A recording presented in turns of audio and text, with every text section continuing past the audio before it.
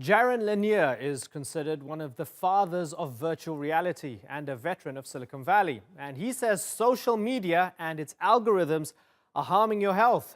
In his book, 10 Arguments for Deleting Your Social Media Accounts Right Now, Lanier contends that sites like Facebook and Twitter are dopamine farms that are reprogramming how you think and feel. He says they're also causing political instability and are changing the global economy for the worse. Well, joining me now from Seattle, Washington is computer scientist, inventor of VR. He's even a classical composer, Jaron Lanier. Good to have you on the program, Jaron. Tell me why we should unplug. Tell me why we should delete our social media accounts. Well, there are 10 reasons, okay? One reason is that scientific studies have shown that even though it's hard to delete your accounts, when you do, you get happier. You get more productive, you have more time. But that might be the least of the reasons. When a lot of people do, their society becomes better, it becomes more peaceful. People believe in facts more instead of silly conspiracy theories. What's amazing is that just this one technology seems to have made every layer of life worse. But since we're all addicted to it, it's hard to see that. Right. And so, full disclosure, one of the great perks of my job is that I can read a book and then come and talk to my team and say, hey, I read this book, it's fantastic, we should get the author on. That's exactly what happened with your book. I read it about a month ago. While I was reading it, it was actually, I posted my last tweet about a month ago. And I said, guys, this could be my last tweet because the book was so compelling. Your arguments were so strong, right? So I haven't tweeted in a month. I haven't gone onto Facebook. I haven't gone into my Instagram. I've left them idle. I haven't deleted them yet, but I found it really compelling. Now, I might be a convert. I don't know. I'm sort of in this in-between phase. I will agree that I've read more in the past month. I've read loads of books, and I've found, for me personally, I found my concentration back. I've been able to concentrate a bit better, right? Be that as it may, there's something a bit more nefarious that you talk about in the book. You talk about the fact that social media is manufacturing in a terrible way. It's making us behave differently, and it's designing bad behavior or unnatural behavior. Now, help me understand that and explain that properly. Sure. Well, in the business models for companies like Facebook and Twitter, but also I have to say for Google, the only product that they make money from essentially is the ability to persuade and change the behaviors of their users. So you're not the customer of these things. The customer is the advertiser off to the side, and the advertiser believes that they're able to gain some kind of modification in what you do, what you think, and it's sneaky. You don't understand all that's being done to you. Very strange behavior modification algorithms are being applied, and all this data that's being taken is what feeds those algorithms.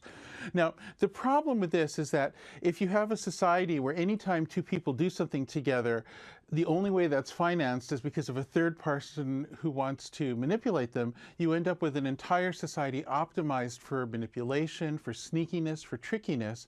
And so what you do is you open it up to all kinds of bad actors to come in and create divisions, ruin elections, make politics insane.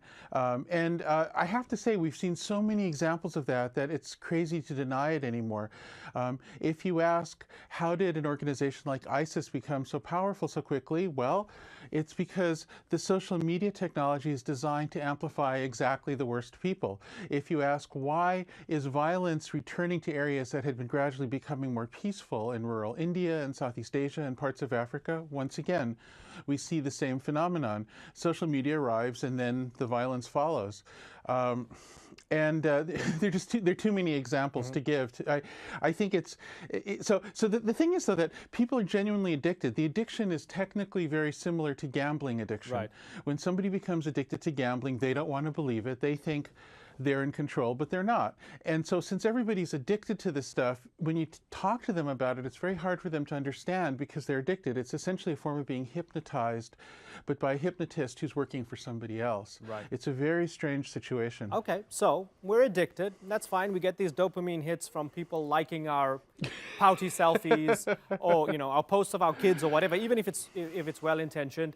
we're addicted to our own echo chamber and people validating our thoughts and all of that. But on the other side of this, and this is a crucial point, whether it's Facebook or Twitter or Google and so on, are they deliberately, nefariously trying to modify our behavior and make us into bad, addicted people? Or is it just a byproduct of good intentions gone bad? This is a fascinating question. Okay, so the first president of Facebook, somebody named Sean Parker, now says that they understood they were intentionally doing something bad. But the thing is, I knew him at the time when Facebook was starting and he was the president of it. And I really believe they didn't understand it and it was good intentions gone bad. And so this leaves me with a mystery. Is he remembering himself as being more of an evil James Bond villain kind of a person because it's glamorous? I really, it's very hard to figure that out. I'm very confident that Jack Dorsey and the other people at Twitter did not realize they were doing something bad and they were caught by surprise and now are having trouble figuring out what to do. And I think they're sincere. I also feel that's true about the Google people who I knew, and I actually sold a company to them when they were just starting. I believe that they did not understand the depth of the mistake they were making. I'm not sure if anybody fully did. But in the case of Facebook, maybe they did. At least some of them say they did. A lot of people just say, listen, I use Twitter for work and for keeping up with the news. I use Facebook and Instagram for friends and family and being sociable. What's the big deal? Aren't you a bit of an extremist, Jaron?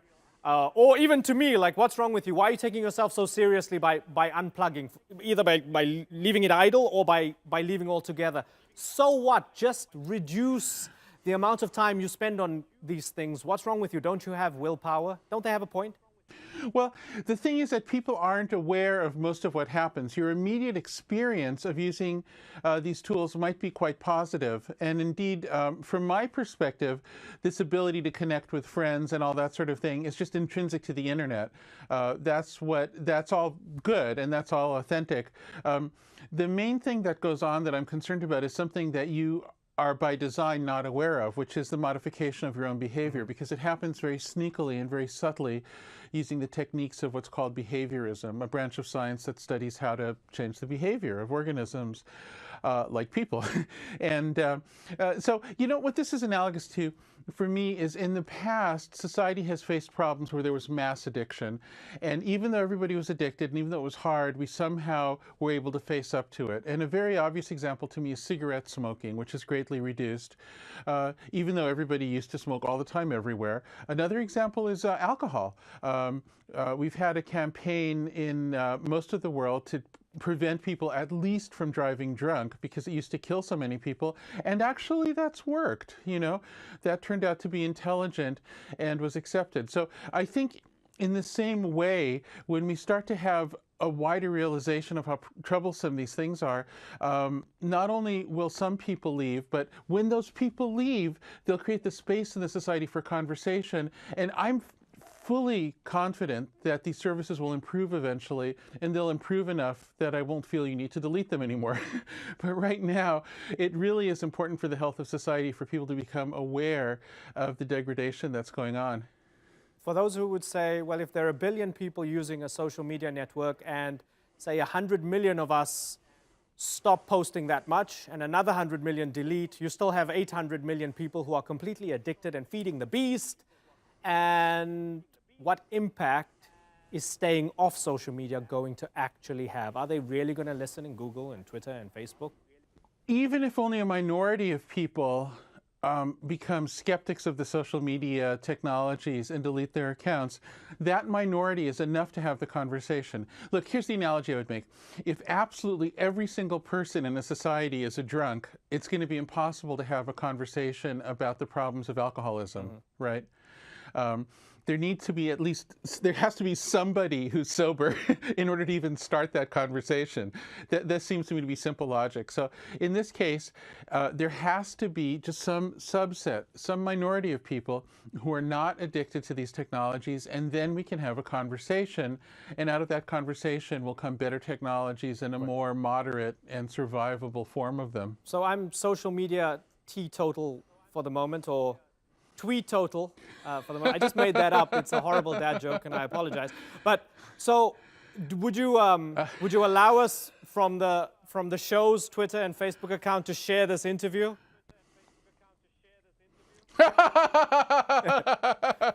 Well, look, I'll tell you one thing.